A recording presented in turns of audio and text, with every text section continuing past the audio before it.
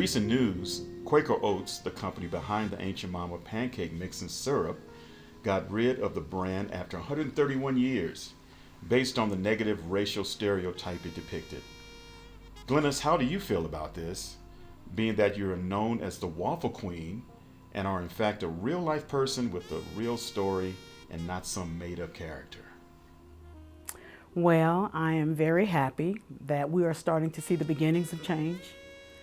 I remember as a child seeing a lot of derogatory images when we went to the grocery store or the drugstore, or sometimes when we watched television. In the grocery store, from food to cosmetics, soaps, cleaners, and also those little ceramic figurines. They were very ugly. I remember going to a drugstore with my mom, and it was maybe Woolworths or Newberry's or something like that. And we turned down one of the aisles, and there were all these cute little angels and dolls. And they were porcelain or ceramic, and some of them were, in prayer mode. Some were playing. And then as I moved further down the aisle, there were these little black dolls or figurines. Well, we call them whatnots. And they weren't brown, they were jet black, like really, really black. And all of them looked the same. They were black with these great big red lips. And the lips were, it was like they were too big for their faces. And some of them were babies, little girls, little boys, men, women. All of the women were maids, looking sort of haggard. I didn't like it because in my family, wow, there was such an array of beautiful colors, different shades of brown, from the creamiest white to the deepest chocolate.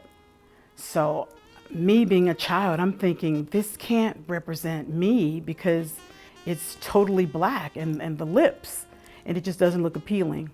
And I remember picking up one of the dolls to look at it, just out of curiosity. And my mom just, slapped my hand real quick and said, "Put that down." And, as a child, you know when your parents are agitated, you know when they're upset. And I knew at an early age that that was something that was bad, something that I didn't want to see. So in 2017, I had my product launch for Glynis's products. And it was at Spaghettini's in Seal Beach, California. One of the guests at my product launch was Deborah Mars. And Deborah Mars is, to me, she's the marketing guru. And she used to work for General Mills. And she whispered in my ear, "You might be making history today." And I was like, "What?" And she says, "Yeah, you might be making history today." And so I said, "Well, how?" And she told me, "Do you know the story of Ancient Mama?" And I was really embarrassed because I did not know the story of Ancient Mama. So I said, "Well, just give me a hint." And she said, "Well, Ancient Mama's not a real person, and you are. You own this company. You own your name. You own the products. You're real." And she's not.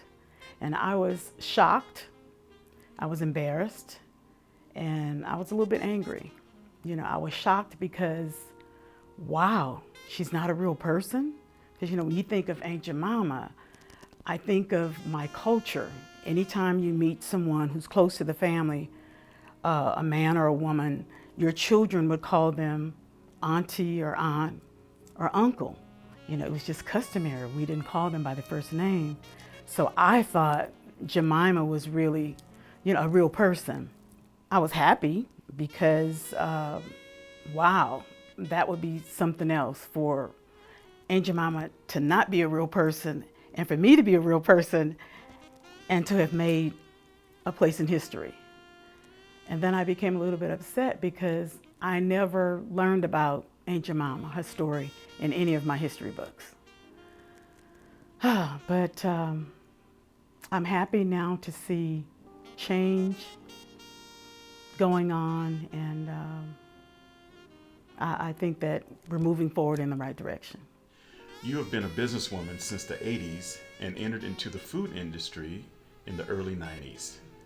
What were some of your thoughts growing up and subsequently creating your own brand while seeing fictional and derogatory brands like Ancient Mama or Uncle Ben's?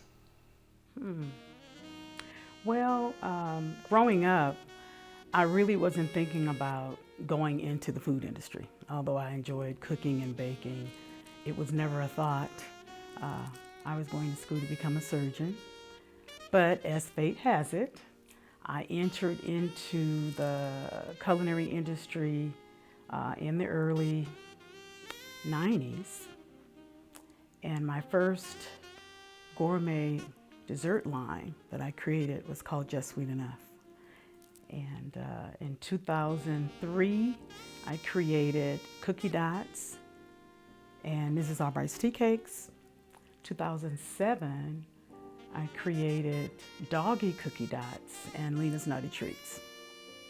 So now we're going to fast forward to 2016 when it was time for me to create my logo for the Glynis products line.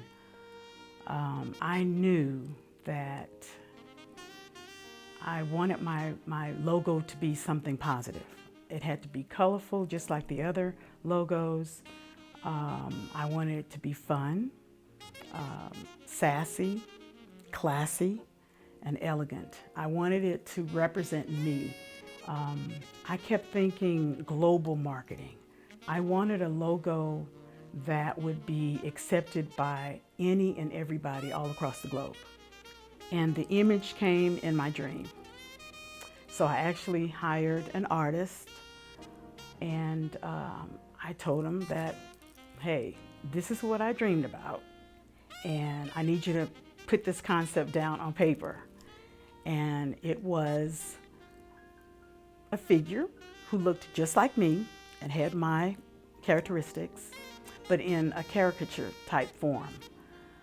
And I wanted her to be wearing a waffle skirt, a crepe bustier, and a necklace made out of pancakes, because my waffle mix made all three: waffles, pancakes, and crepes. I wanted it to be something that I would enjoy looking at, but also my family would feel proud looking at.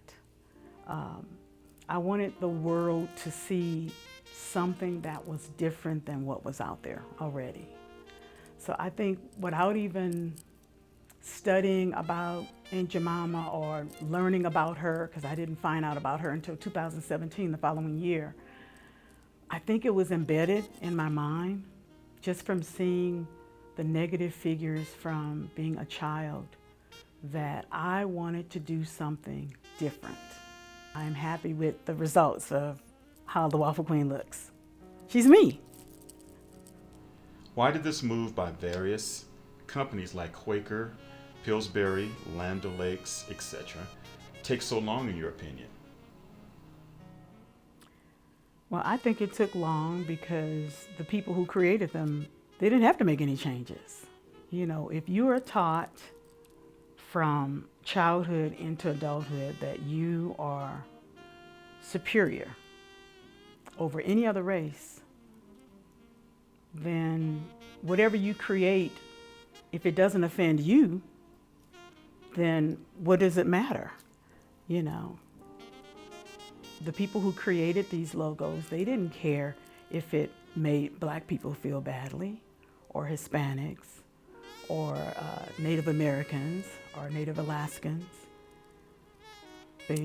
I don't believe they even cared. I don't think there was even a thought. A friend of mine said to me once, and we were talking about a totally different subject, but he said, whatever you allow will continue. And I believe it was allowed. There weren't any people in the marketing department of color who had the power or the say-so to tell the others, that doesn't sound right, or that doesn't look right, or that might hurt the black people, the Native Americans or the Hispanics. So when you don't have anyone going up against you, you will continue to do whatever you want. I just remember as a child, those images again that I saw when we would go to the grocery store. Aunt Jemima, she looked sort of haggard, yeah. She had the bandana on her head. Her clothing was sort of old. She looked like she had been making pancakes all day long. That's the look of her logo.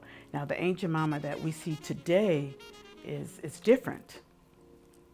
She is more pleasant to look at. She's got curly hair. She's got dimples, beautiful skin. She's wearing clothing, not something that is made like.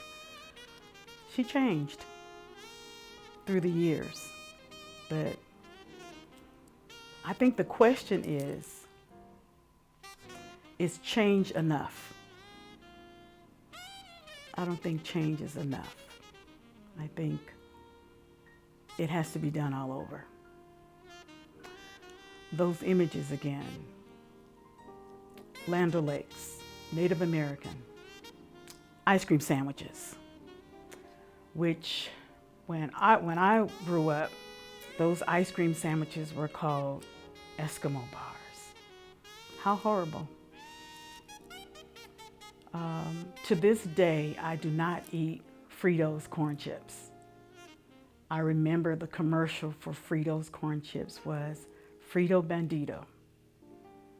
A little caricature with carrying guns, and he was, I guess, trying to steal all the Fritos corn chips.